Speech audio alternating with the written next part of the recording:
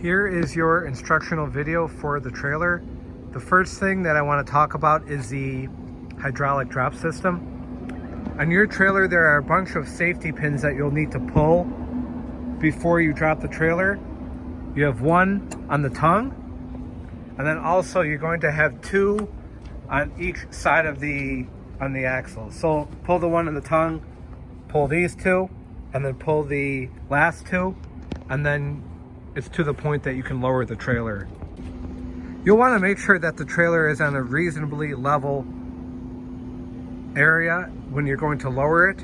You have two options as far as lowering it. On the side of the unit, you have this door, and that gives you access to not only the battery, but the hydraulic drop system. And there is a remote control inside there connected to the hydraulic system. The other option is inside the mechanical room. In your manual, you will have a battery-powered remote control that you can also use to lower the trailer.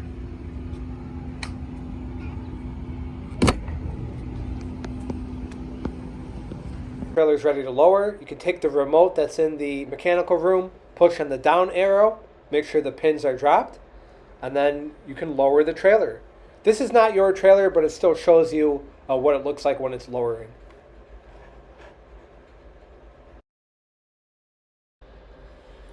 On both sides of the handicapped accessible ramp, you'll have to remove the locks.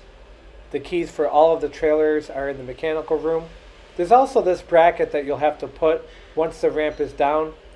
This bracket is in the mechanical room in a box, and you'll have to install it on both sides of the handicapped ramp. And the idea for this bracket is to be able to brace the middle of the ramp to put weight on it. So as you can see, this is what it'll look like when it's all together. Obviously, you'll have the bolts there, but you need to put this on both sides in order to use the ramp. The keys are all in the mechanical room in the instruction manual, and all of the keys will open. You will also have keys for the handrail and also the door. Once you have both of those unlocked, you can open the door and pull down the stairs, and you're good to go. On the front of the trailer, you can see that you have a 3-inch sewer cleanout line, and that's what you will connect directly to sewer. Inside the mechanical room, before you operate the trailer, you want to make sure that all of your plumbing valves are turned on. It's very self-explanatory as to which valve needs to be turned on.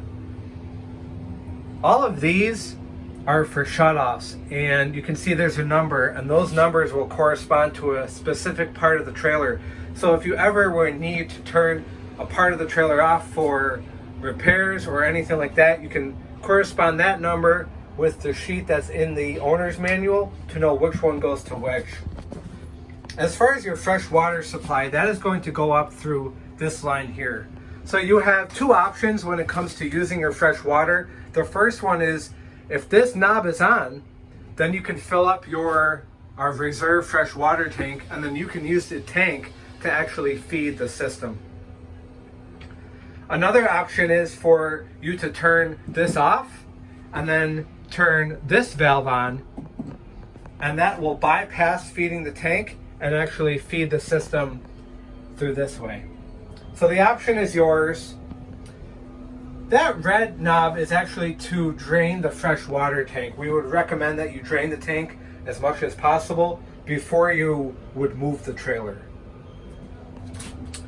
Make sure to plug in your hot water tank and then also your pump, your black pump, before you operate the trailer. Here's your breaker box with everything clearly labeled. You see your AC, macerator, wall heater, hot water tank, pump, and then the 12-volt system. Your macerator pump needs to be plugged in inside the ADA room as well. All of your lighting, exterior and interior, is controlled in the mechanical room here, clearly labeled, along with your exhaust fans for the restrooms. This is a battery charging system. So if your trailer is plugged in and you turn this on, the trailer will actually be charging the battery as long as you have it plugged in. So we recommend you doing this every so often to keep the battery charged. And as you can see here, you'll turn it on for 24 hours and then you'll want to turn it off.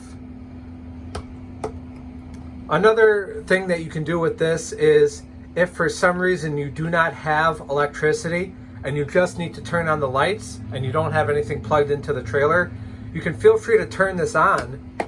And as you can see, you can power your lights and it's actually running off of the trailer's battery, but you wouldn't want to run that for too long. In general, you want to have this off, and this feature is mostly used for charging up the battery that runs a hydraulic system.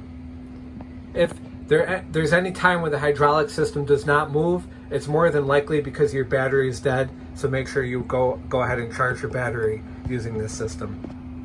There are a bunch of boxes in the mechanical room. As discussed earlier, this box actually goes for your stands that you're going to use for the ADA ramp, and make sure those are on before you use the ramp. And all of these boxes are for your toilet lids because you have full flush toilets. Once your trailer is in the desired location and the stands for your ramp are set up, you can then go ahead and plug in your fresh water, which would be this point, and then also your electricity, which would be at this point. Once you do that, the trailer is ready to operate. And when it comes to winterizing your trailer, you'll want to actually pump antifreeze through your fresh water port.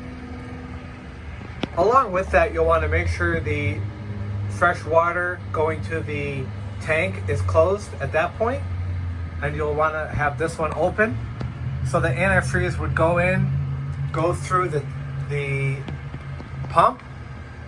Along with that, you'll want to close off, as you can see here, this valve and this one. And what that does is it'll bypass your hot water tank.